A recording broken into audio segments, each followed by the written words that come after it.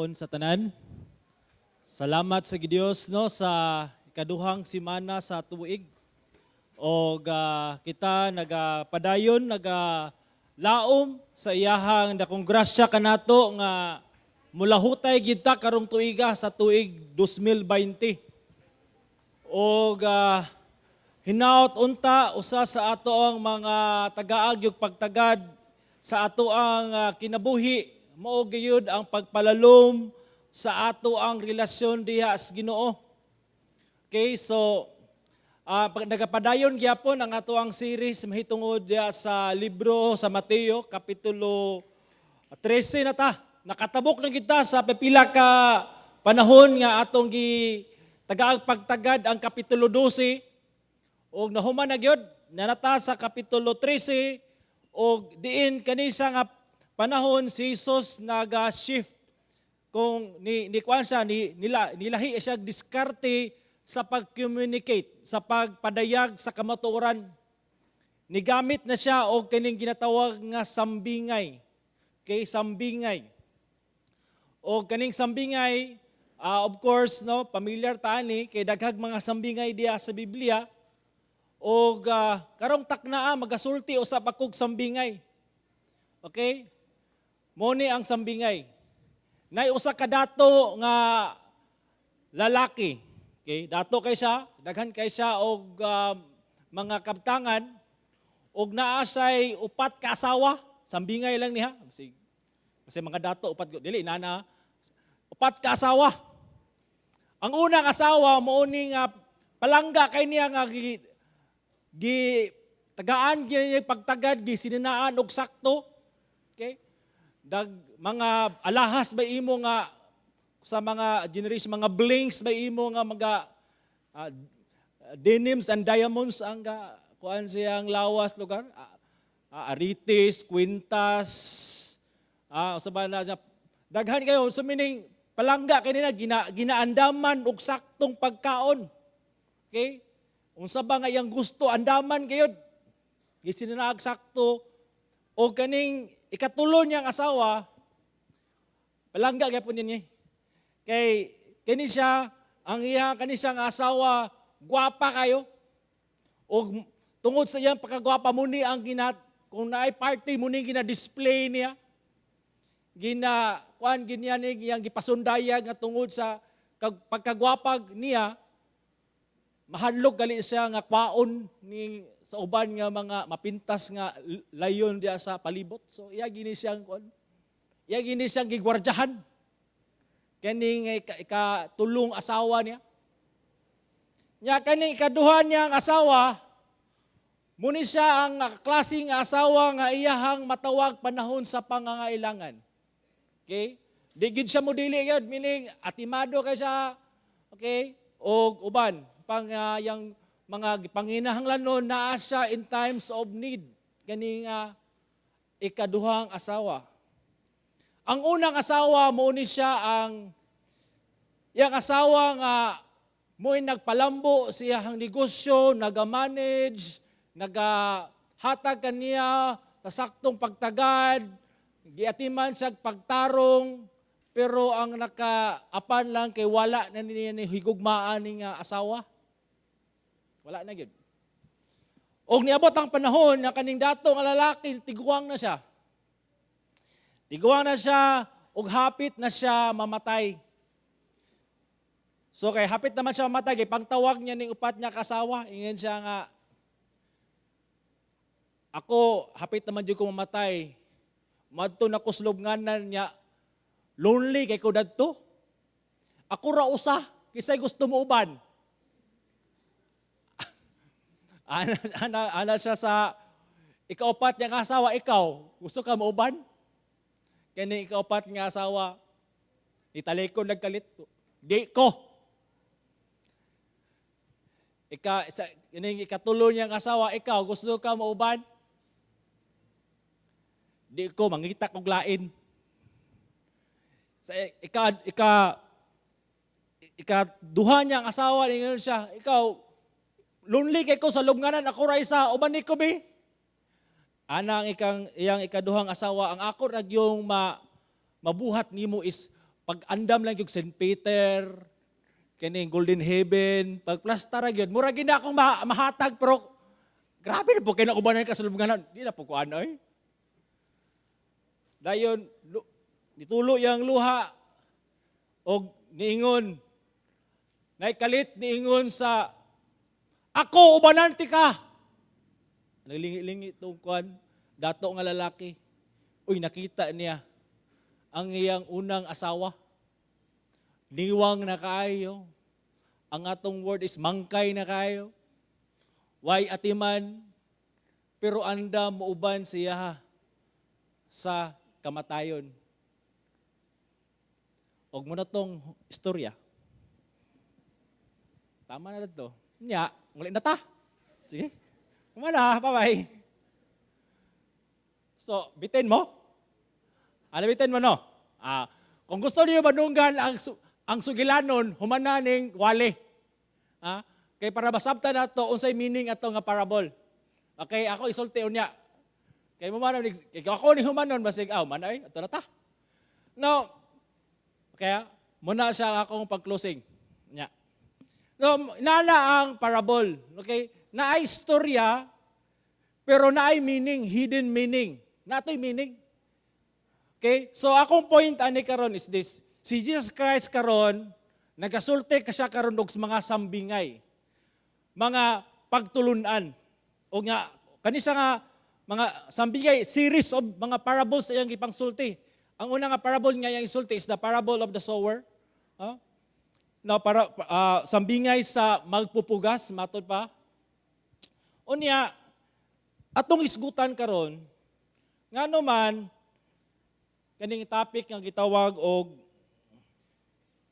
ang susi sa pag-ila kang Hesus. Okay? We can know Jesus. And sometimes God, si Hesukristo naghatag siya lahi-lahi nga pamaagi aron mailhan siya. Ang buot pasabot ana ang iyahang kamatuoran because Jesus is the truth. Susi sa pag-ila. Tingali sa inyo, ano mo yung una, inani pamagi sa pag-ila kang Hesus. Mapil kog wider group, apil kog 3:30 nga panimbahon, basa kog Bible, uguban pa. Yes, it could be, no? Nga usa na sa mga pamaagi nga imong mailhan si Hesus, pero naapag yoy mas lalom nga kuming kag susi ba? Nga ma-unlock gayud ang treasure. Unless naay susi, di gyud nimo ma-unlock ang kaning treasure of truth sa pulong sa Ginoo. So ang susi sa pag-ila kang Hesus kay hinatunta nga karong tuiga mas mulalom, mas mulig-on pagyod ang atong pag-ila sa atong Ginoo og manluwas. Nasugdan nato ni. Sa Mateo 13 bersikulo 1 ngadto sa 3, 10 pingon 15. Dili sa nato to isgutan tong parable dari nga gisgutan parable of the sower, ato lang isgutan nganong si Kristo nagsulti siya parable. Nganong nakaron parable nakaron ang iyang gigamit or sa mga sambingay. Now matod pa diha sa bersikulo 13, 1 ug 2, klaro na kayo. Di na ko maglingi-lingi diha. Ni anang gihapong adlaw mibiya si Jesus sa balay ug milingkod sa daplin sa lanaw. So meaning lake. Timani nga kani nga balay nga iyang gibiyaan muning balay nga diin siya nagatudlo sa katawhan. Og sa previous mga verses sa katapusang chapter sa chapter 12 niyan ang mga igsuon ni Jesus gingnan siya nga Jesus ana ay mga nangita kanimo atong mga tao. Ala si Jesus, kinsa man na, imo mga igsuon. Then ninyo si Jesus Christ, katong nagtuman, o nagapaminaw sa pulong sa Ginoo, katumo ako inahan, mga igsuon. Meaning, katong naay relasyon kaniya.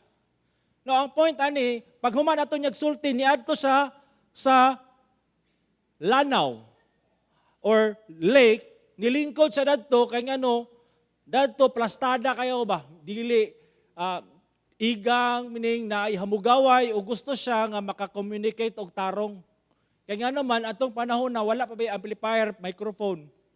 So gusto siya nga, once nga musulti siya, madunggan kayo sa kadaghanan.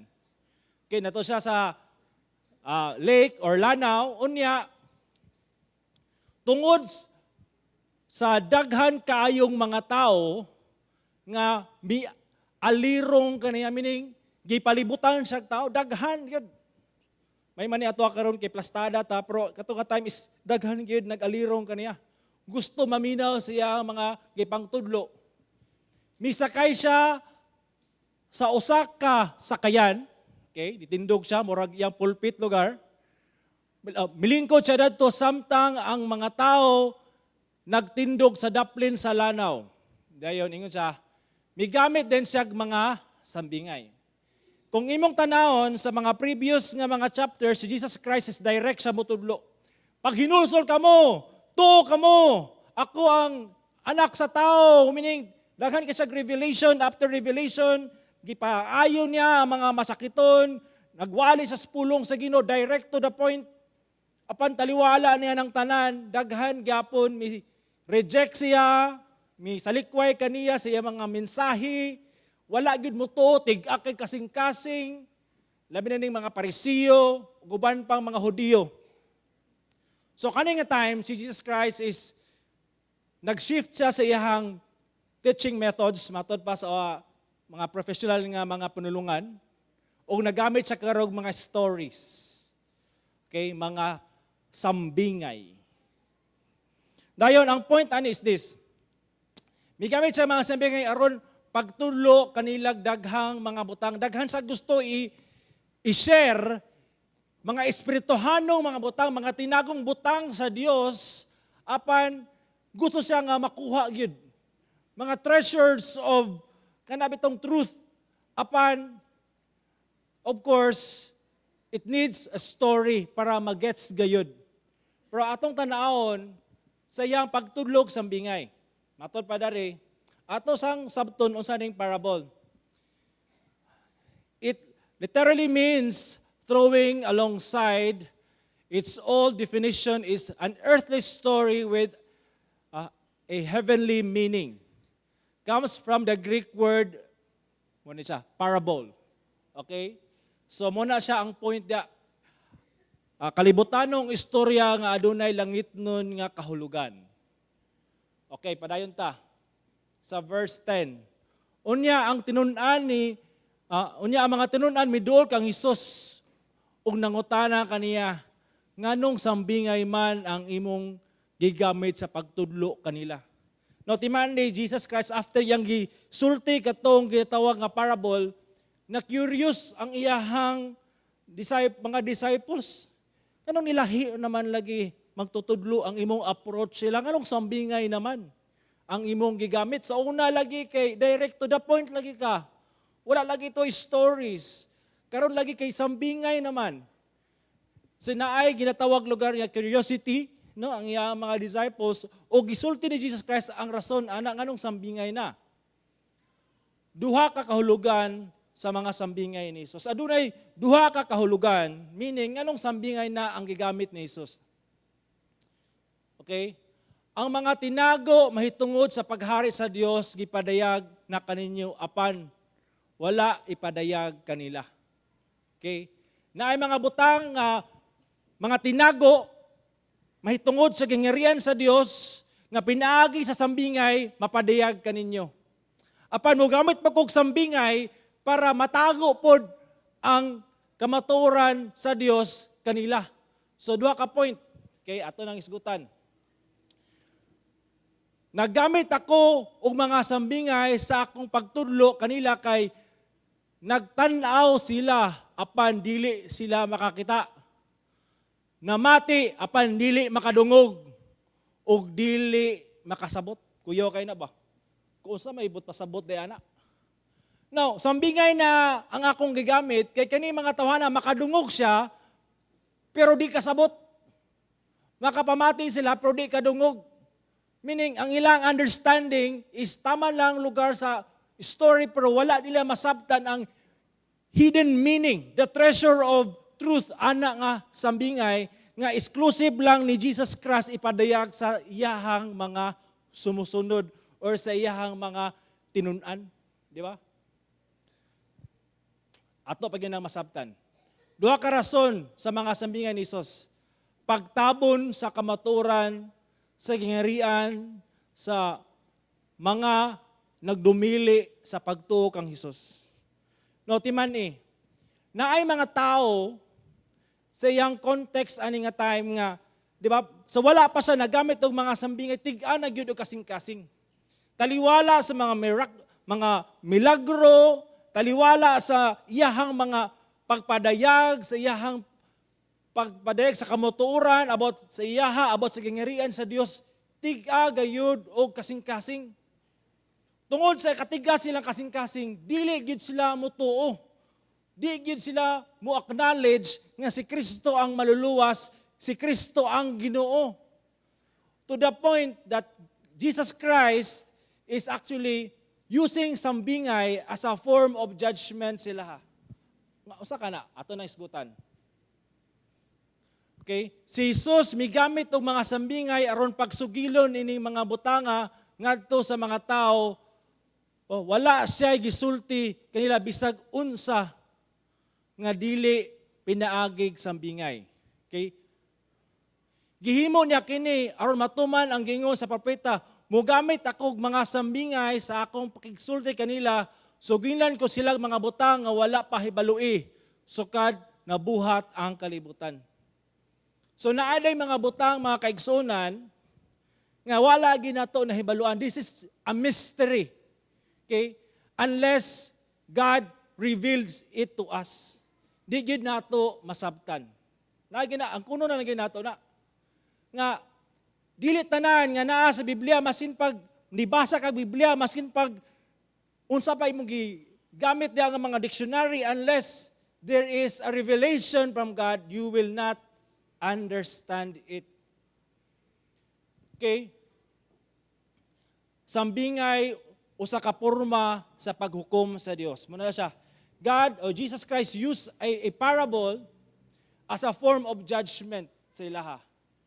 Kung imong tanawon sa 2 Samuel 12, okay?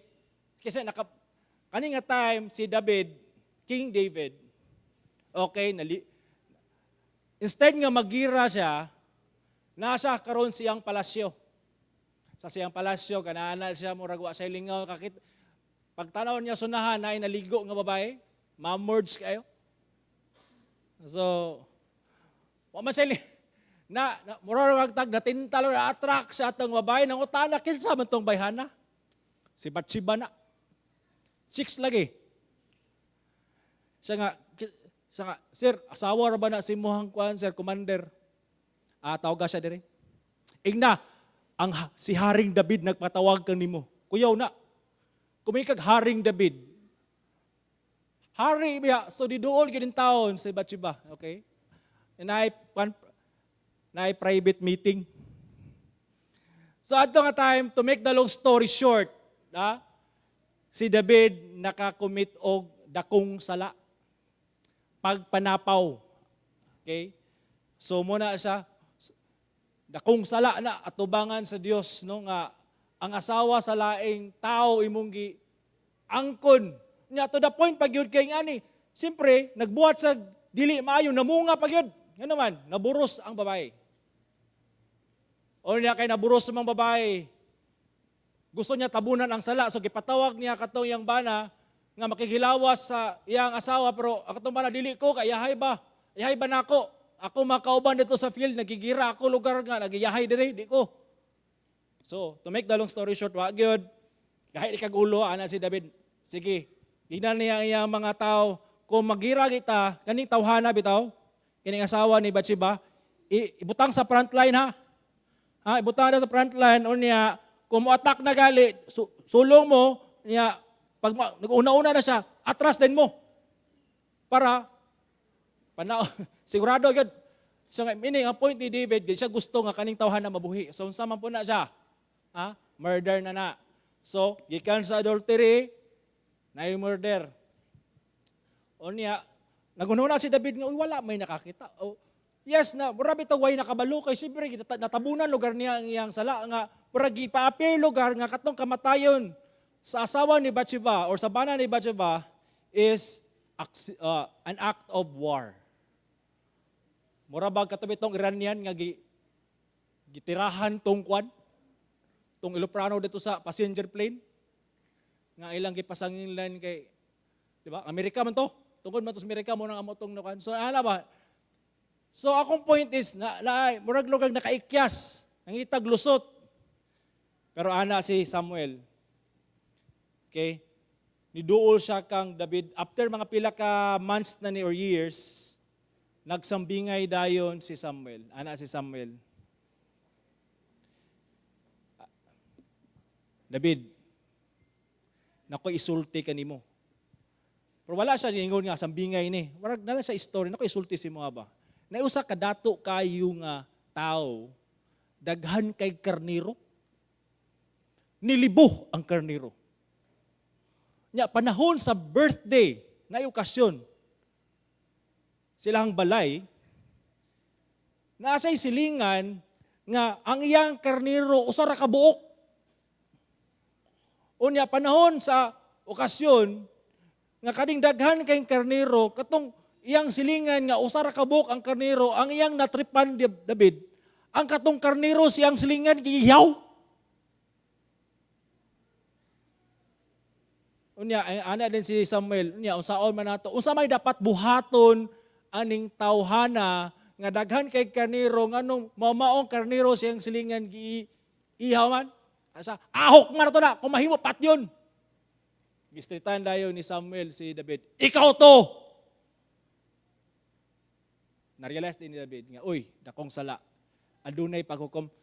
Nakita na to diri nga gigamit no ni Samuel ang sambingay to judge si David. Actually, it was God who judged David. Gigamit lang si Prophet Nathan. So, sa may point, ani nga mga kaigsunan. Ang Ginoo magagamit og mga pagtulunan sa Biblia to judge the people, including kaning mga sambingay. Ang sambingay ni Jesus usa ka paghukom sa para sa kadtong nagdumili pagtuo sa pulong sa Dios. Para dili sila makasabot, para dili sila makadungog. Makadungog sila pero dili sila makasabot, makakita sila pero dili nila makita ang kamatuoran. Makabati sila pero di cannot feel it. And bisip pag usaon, di-explain, di sila kasabot nga naman. God has closed their spiritual ears and understanding to the point nga dili na gid sila makapamati, makadawat sa revelation sa Ginoo sa ilahang kinabuhi. Unsa may application ana? Kitang tanan, we continually hear the word of God. Matag Sunday naminaw ta, Bible study, guban pa. Pero nagid kanatong rabitaw taman lang yun sa pagpaminaw, di yun rabitaw wag yun gidawat ang kamaturan. Nakabalo sa kamaturan, pero wala gyud dawata ang kamaturan ug wala gyud tuuhi ang kamaturan. Nagpadayon gyapon sa pagbuhat unsay dili maayo sa matas Ginoo. Okay? Unsay dili gusto sa Ginoo gipadayon gyapon taliwala na sa mga kamaturan, mga pagtulunan nga imong nadawat. So na judgment ana. To the point nga tungod sa katig-a sa imong kasing-kasing, tungod kay gipatig-a gayud ang kasing-kasing, God will judge us or His people or katong mga katawhan nga nagdumili gayud sa pagdawat sa kamaturan nga tig-ahon gayud ilang kasing-kasing nga to the point nga dili na sila makasabot, makadawat anang kamaturan nga gusto sa Ginoo nga iyang ipadayag sa katawan. Sa may point ana, ingon siya, mitubag siya og niingon, tungod kay kaninyo gitugot ang paghibalo sa mga tinago nga gingharian sa langit. Kanila wala kini gitugot. Timan niya, muni ang giingon ni Jesus, privilege mo nga nakabalo mo ani.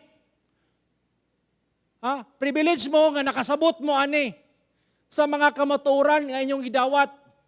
Pero kanila, nakadungog sila pero akasabot. Nabay ana. Na mga butanga, basi pag usaw nimo explicar sa gospel, ang isa galuha-luha na, ang isa pero sa unsa?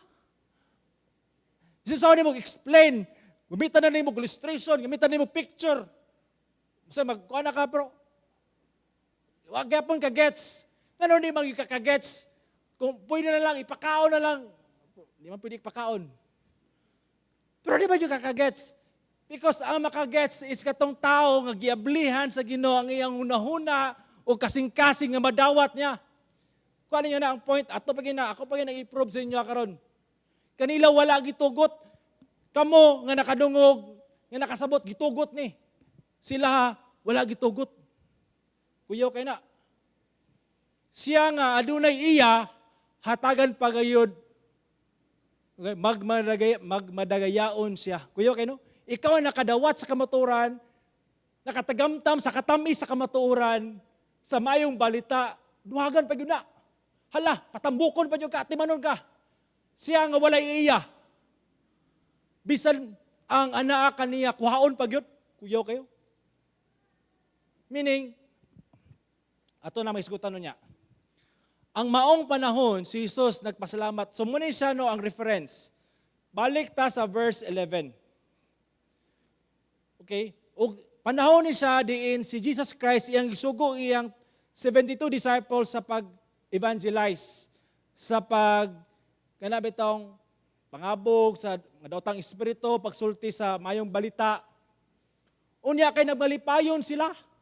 They're rejoicing. Muna naghatag sila karon og report sa silang master. Then si Jesus Christ kabalo mo muna yang gisulti. Nagpasalamat ako kanimo amahan. Nakapasalamat si Jesus Christ sa kadaugan nga nahitabo ani sa mga disciples. Ginoo sa langit ug sa yuta nga kining mga butanga gililong nimo sa mga maalamon. Hala ka. Nanay mga butang nga gililong sa Ginoo, gitaguan sa Ginoo ug wala niya gipadayag sa mga maalamon. Okay?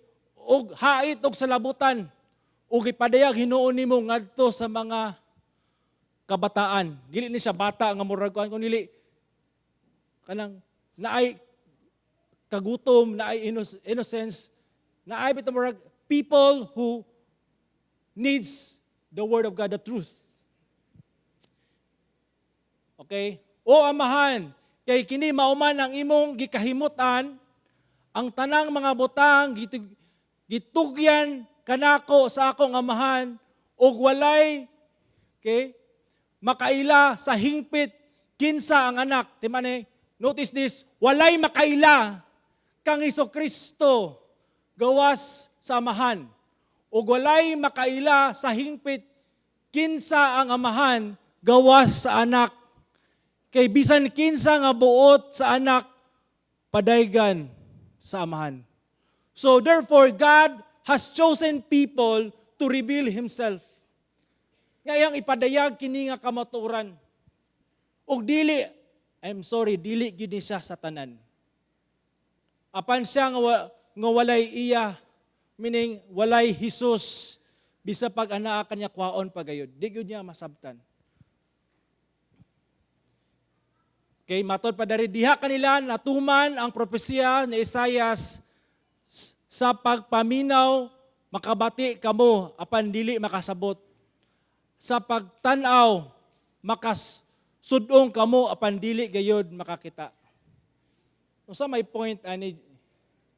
Ikson, unless God reveal himself to you, unless God open your understanding, unless God open your spiritual eyes, spiritual mind and heart, you cannot understand, you cannot appreciate the spiritual things that God has given to you. Iksuon, sa may point ani? Ikaw karon na ba kay kagutom? Imo bang na tagamtaman ang katamis sa pulong sa Dios? Imo ba yung nasabtan unsa gid ni sa ka-precious ni mga butanga? Because only those who are kana bitong obli ang mga mata ug spiritual eyes maka-appreciate ani. In short, only those who are children of God. Adunay relasyon kang Jesus. Mo ra gyud ang makasabot. Okay? Sa mga muna nga karon sa mga kasimbahanan, kabalo mo unsay in karon? Muna mga pastor, uban, kuyaw na kayong ginabuhat. Murag mahimo ng entertainer. Kung mahimo mag-moonwalk ng uban. Ang uban sabay lang ginabuhat kay kung ang Kristo kung instead nga plainly truth ang gisulti, di ba gyud ma-appreciate sa uban? Murag gusto man og mga pang-showtime, mga kadugay anak yung suga uban pa. Mura na noon ang pulpit na himo na ang usa. Itbulaga. It's showtime. And more of entertainment. Now, if you are here in church and you are looking for entertainment, sa mani, pastor, boring ba kayo? Sa mani, tagaw-taw, raman diha mo raman ni gadiskurso, sa ba? And if your attitude is, murag, sa to yung isulti, murag, awa ka to, di padulong. Murag, blanco. Pag uli ni mo, mabini mo, busog kay pero blanco. Blanco ang una-una. Ikson, susiha. Susiha ang imong kasing-kasing, basin. Wala pagidi ay. Wala pagidi ay naabli. Ang imong espirituhanong mga mata, espirituhanong dalunggan para makadungog sa ug maka-appreciate sa katamis, sa kalami, sa kamaturan ni Jesus sa iyang maayong balita. And I hope that this year 2020, we must always treasure those truths that God will reveal to us. And manambok ta ba ang atong espirituhanon tungod sa iyahang kamaturan nga atong nadawat, makaingon ka, praise the Lord, mo na gini. This is it. Okay? Ikaduha, nganong sambingay ang gibuhat ni Jesus, pagpadayag sa kamaturan sa gangharian sa mga magtutuo ni kang Jesus. Bulahan gayod ang inyong mga mata. Hoy, mga kaiksunan, inabulahan ka. Natapad yung bulahan. Bulahan ka. Bulahan ang imong mga mata. Kung naasa'y katarak, kung naasa'y inabulahan lang gyapon. O sa baka burag halap-halap man ako karon naman ko para kay burag di na gyud makaya. Okay? Bulahan gyapon ni ako mga mata. Kay wala ni siya nag-refer sa physical nga mata. Nag-refer ni siya sa espirituhanong mga mata nga makakita ka sa kamaturan, masabtan nimo maka-praise the Lord ka sa imo sa grasya nga nasabtan nimo kinsa giday ang imong manluluwas nga dili lang taman sa nahuna kundi kaila jud ka kinsa siya sa imuhang kinabuhi. Munang tinuod nga bulahan, pakpakan nato ang buhi nga Dios. Bulahan. Okay? Okay, ang inyong mga dalunggan kay nakabati man kamo. Nakadungo ba kita sa pulong sa Ginoo? Okay, or usa nga pulong ato madunggan permente. Okay? Okay? Ug wala siya magsulti kanila nga dili pinaagig sambingay apan kauban sa iyang mga tunan sila ra gisaysay niya ang kalugan nining tanan. So mga kaigsunan, gipadayag ni Jesus Christ ang sambingay sa kadaghanan pero ang pag-explikar ani siyang mga disciples sila ra. Close kay sila. Gisaysay niya ang mga kalangitnong kahulugan niini. Ug siya mingon kanila apan kamo unsa may inyong isulti. So ani nga time karon? Illustration lang nako niya sa Matthew 16:15 to 16. Now si Jesus daghang mga lugar, mga ginatawag ng mga balita mahitungod kang Hesus. Sa katawan niya, siya daw si John the Baptist, siya daw si Elijah. Then gipangutana din ni Jesus Christ ang iyang mga tinunan. Unya ka mo, unsa man inyong panglantaw kanako? Ana din si Peter. Ikaw mao ang Kristo, ang anak sa buhing Dios. Ani nga time si Peter nakakuha lugar, naka-score. Okay? Kaniya misulti si Jesus nag-ingon, bulahan ikaw Simon. Kuya kay na katong deklarasyon no pag ikaw mo ang Kristo anak sa buhing Dios, declaration siya, dili lang to declaration of knowledge but it is a declaration nga mo gyud ang pag-ila nablihan ang mata ni Peter. Kinsa gayud si Jesus kay uban wa ka kita ni kipakita nagmilagro, gipang-ayo na ni Jesus Christ ang mga buta. Pagtanaw nila kang Jesus Christ, anak gyapon karpentero, di sila makatuo. Gibanhaw na ang patay pagtanaw niya po nila kang Jesus, hala anak pa ni Maria. Pero si Peter lahi ang panglantaw kang Jesus, mas deeper because when he saw Jesus Christ, is more than just a man, he is God himself. God in the flesh. And that's why Jesus Christ said, bulahan ikaw, Peter. Bulahan ka. Kaya nakakita ka, nakadungog ka, nakabati ka, kinsa ang anak sa tao. Pero nga naman, dili unod ug dugo ang nagpadayag kanimo. Kani sa Peter, sultiante ka, kani nga imuhang pagpadayag, dili ini imo-imo. Ayaw pagununa nga, kani siya, ayaw pagununa nga salagma ni. Peter, kundili ang akong amahan nga anaa sa langit, okay? O kundili ang akong amahan nga anaa sa langit. Kinsay nag-reveal kang Peter? Kinsa si Jesus Christ, amahan nga anaa sa langit. Woo. If you receive Christ as your Lord and Savior, more than just confession sa imong mouth, more than confession sa imong usaba ka na sa uban, but more than knowledge, but it is really a declaration of your true faith in Christ, and you trust Him, and you depend on Him, and you rely on, you love Him. It is because God reveals to you who Jesus is sa imuhang kinabuhi. Ito bakpakan ng Ginoo. O makaingon jud ka sa imong kaugalingon, to God be the glory. To God be the glory. Salamat kay Lord. Kaiblihan ni mo akong mga mata, Lord. Praise the Lord. Makaingon dyan ka na. Kay kanig tanan, dili din siya. Gikan sa ako, kung dili, gikan sa Ginoo. Sultian ta mo mga kaigsunan, daghan kayo, mga seminary professor, mga theologian, uban pa, nagtulo na gali uban sa seminary, niabot niya pang panahon, gigagsilekway nila si Jesus Christ, o nagbuot-buot na nun sila tudlo, ni sukwahi. Makapangutan ako. Krapi naman yung kini sila. Tiguludyan na, nag-study Bible, pero gidinay gyapon si Kristo. Hala kaigsuon, dili din ni siya pa eskwelahay o kaning 5 years, 10 years sa seminary. Dili din ni pamimorasay og Biblia. Unless God reveals Jesus to you, you cannot know Jesus.